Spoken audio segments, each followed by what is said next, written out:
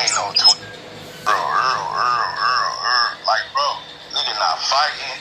Nigga ain't no Twitter. And you know Tio will get wiped by Spence. That's why you trying to say he bigger. But he's not bigger. On what? Not on social media or nothing. Not in the boxing game. He's not bigger. So how is he bigger? He's not. He got one of the worst losses in boxing, bro. Tio got more accolades than Earl, man. You can yell, you can get mad. So that makes him bigger? Yes. You mad that when Earl tried to win a Earl got a fight. You mad that when Earl tried to win a lineal, he didn't win, but Tio did. You mad that all he did was unify. Fuck out of here. You mad. Anybody can win a belt. That's why you yelling. What the fuck is you you talking mad. about? Earl. Like, bro, nigga not fighting. Nigga ain't no Twitter. And you know Tio will get wiped by Spence. That's why you trying to say he bigger. But he's not bigger. On what? Not on social media or nothing. Not in the boxing game. He's not bigger. So how is he bigger? He's not. He got one of the worst losses in boxing, bro. Tio got more accolades than Earl, man. You can yell, you can get mad. So that makes him bigger? Yes. You mad that when Earl tried to win a lineal, you mad that when Earl tried to win a lineal, he didn't win, but Tio did. You mad that all he did was unify. Fuck out of here. You mad. Anybody can win. Okay. This is one of the concepts these guys are talking about. Okay. Shout out to the Boxing Wars. He deal with assholes every day about their opinions and their facts and their truth and their logic or whatever you want to call it. But me, on the other hand, I call shit down the middle and I pretty much explain what both sides trying to say. Okay. Earl Spence Jr., was in the welterweight division most of his career. He started out as junior middleweight, which is 154, in the amateurs. Went down, 100 to 100, 147, and literally dominated 147, okay, at that time. Now, what they mean by lineal means a person can pretty much lose the belt without fighting in the ring. Think about it. That person can take time off, semi-retire or take a little time off and then come back. And they never lost their belt in the ring. That's what a lineal is. And 9 times out of 10, the person that's lineal usually be the Ring Magazine champion. He's like the actual champion, even though you have another person got all the alphabet belts, but you're not true champion until you beat the guy that's the man of the division. Okay. Now, Teofimo Lopez have done that. Teofimo Lopez went up to 135, and at the time, Teofimo Lopez was the IBF, the IBF champion, and Lomachenko, two-time Olympic medalist, went up. Won titles in 3 different weight classes. He was the lineal champion at 135. He was undefeated. At the time, he wanted to go ahead and fight Tank Davis. Tank Davis, declined because Floyd Mayweather said that, hey, we don't need to fight him. We got fighters and PBC to fight, so we ain't got to fight him. We got in-house fights and all this other stuff. So Floyd said the shit out of his mouth. We ain't, sell on chick over here. Oh, we only need him. We gonna build Tank up over here.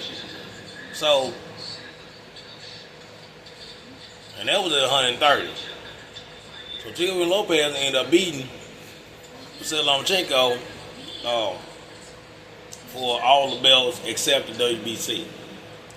The WBC, belonged to Devin Haney. The only reason why Devin Haney ended up getting the WBC belt is because Vasily Lomachenko petitioned to be franchise champion. There were 2 people that did the franchise champion thing. It was Teofimo and Canelo. I mean, not Teofimo. Vasyl Lomachenko and Canelo. They the only two that became franchise champions. Now, as a franchise champion, it's supposed to be a destinations type title. It's supposed to be like, if you can pretty much, if you champion one weight class, you can go up another weight class and be champion, WBC champion or whatever, in another weight class. Which was they were trying to compare themselves with the WBO. You know, if you champion one weight class, you go up to another weight class, be the number contender. They were trying to do the same thing with like WBO did. But this is what he mean by linear. Okay, Vasyl Lomachenko was the linear champion. He was undefeated. Well, I put it like this: he was defeated, but ESPN, for the round, and he supposed to been defeated. ESPN erases his loss, you know, with another fighter before Vasyl Lomachenko. I mean, not Vasyl Lomachenko, but with Teofimo Lopez. Teofimo Lopez beat Vasyl Lomachenko, became millennial champion, but he wasn't the undisputed. He was franchise champion. So Devin Haney was chasing him. He said, "Hell, Devin Haney, I can go ahead and hold on to the belts and try to make more money and try to squeeze Bob Arum out some more money because I feel like I've been lowballed in the Teofimo Lopez, in the Vasyl Lomachenko fight." So him and his dad thought that they were gonna get some more money, went all these other places or whatever. Due to the pandemic, you know you're supposed to go too many places in the pandemic. This nigga flying over here, caught the shit. So he was supposed to fight George Kambosos. George Kambosos was a fighter that was all that mandatory. He wasn't a big name fighter or nothing. So, especially in the States, he was big in Australia, but he wasn't big in the United States. So, there was a new thing came up. It was called Triller. Triller ended up giving, I think, Teofimo Lopez, $3 million or whatever like that. You know, they wanted to pay him $3 million for that fight because Triller was actually known as a celebrity, boxing thing or whatever, because they been with Jake Paul and Nate Robinson. So Teofimo Lopez caught COVID, so they ended up losing money. So they ended up suing Teofimo Lopez for the money half the money they paid him. So he was talking shit about Bob. Remember, you can't talk shit about a promoter when you're still under contract with this motherfucker. So what he did was Bob still ended up he still had to pay Bob, and you know what I'm saying, a finder fee type on his contract because he's still under contract with Top Rank. So Eddie Hearn ended up funding the fight between him and George Kambosos.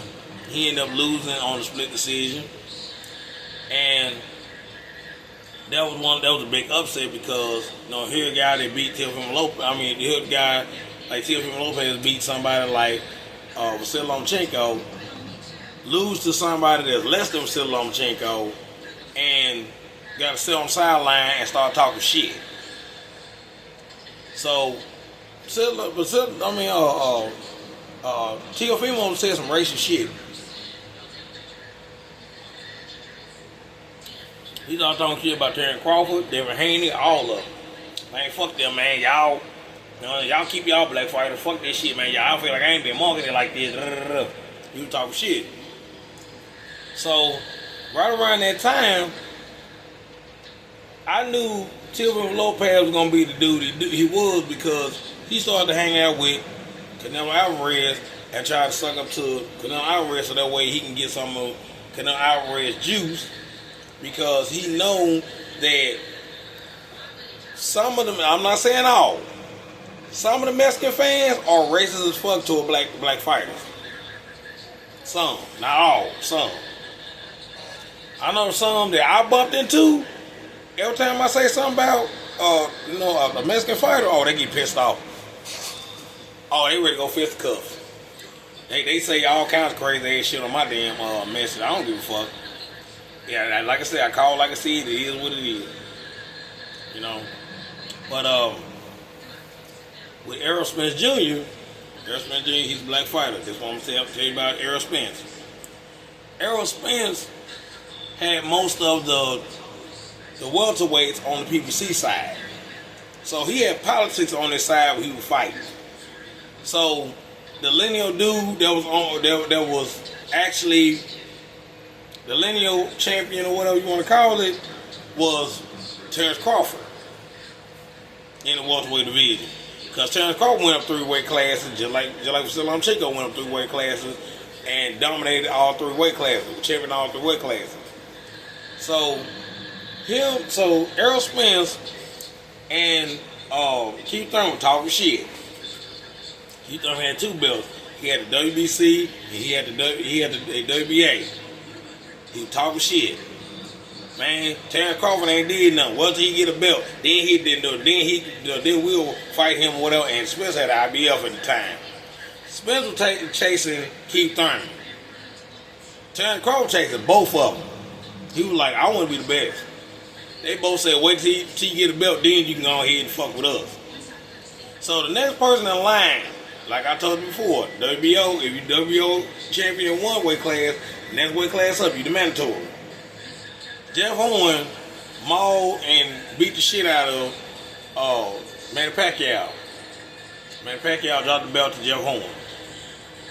It just so happened that Terrence Crawford was undisputed at junior welterweight, which is 140. He was the undisputed champion. So when he got the welterweight, which is 147, he's the number 1 ranked contender for the WBO, which is Jeff Horn's belt. Jeff Horn thought that he could do the same thing to Terrence Crawford that he did to Earl Spence. I mean, not to Manny Pacquiao. You know, he ain't butt him and push him around and do all this shit to him, whatever. So Terrence was more of a like, I'm used to fighting, so I'm used to fighting on the street. So nigga, I'm strong enough to get your ass off me and give you all kinds of left hook, right hook.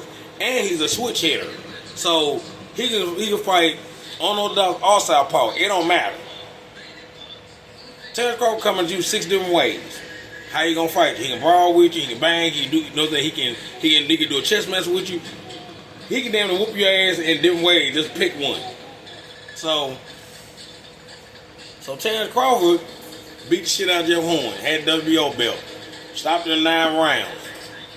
Now he looking like, okay, well, what's up, Keith Thurman? What's up, Earl Spence? Well, I got a mandatory. I'm going this way. Man, I gotta go ahead and fight.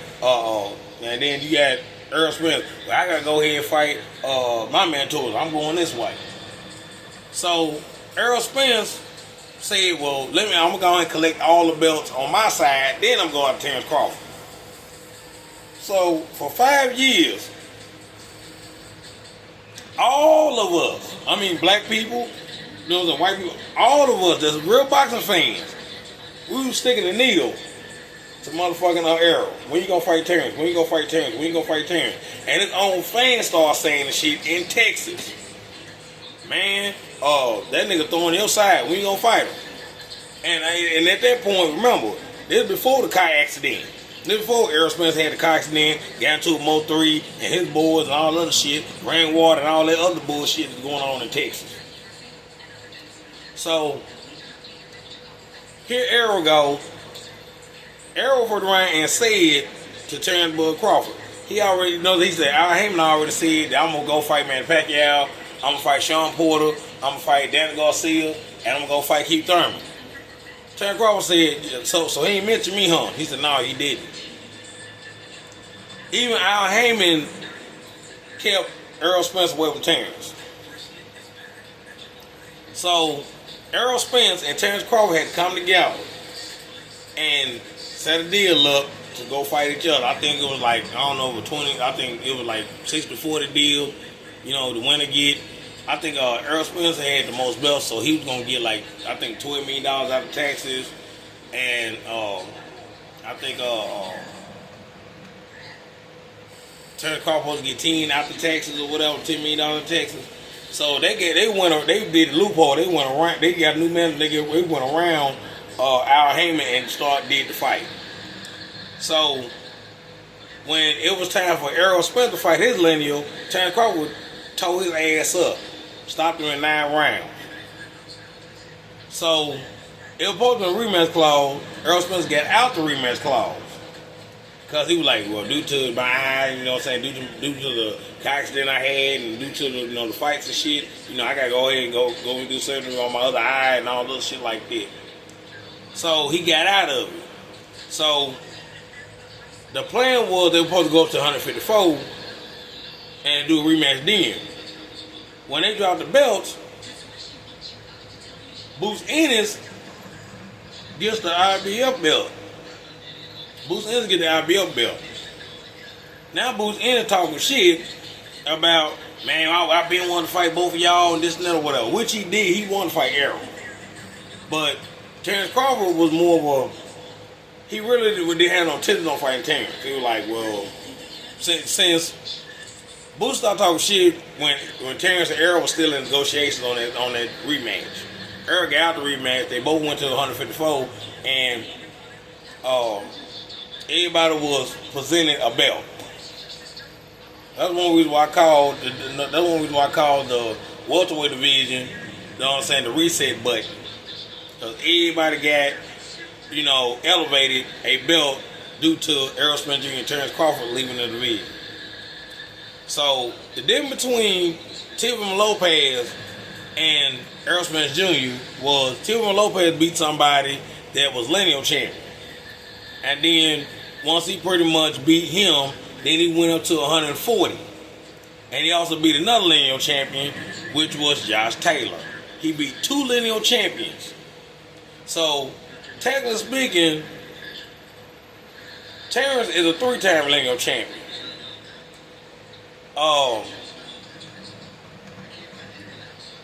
Teofimo Lopez is a 2-time lineal champion at the time.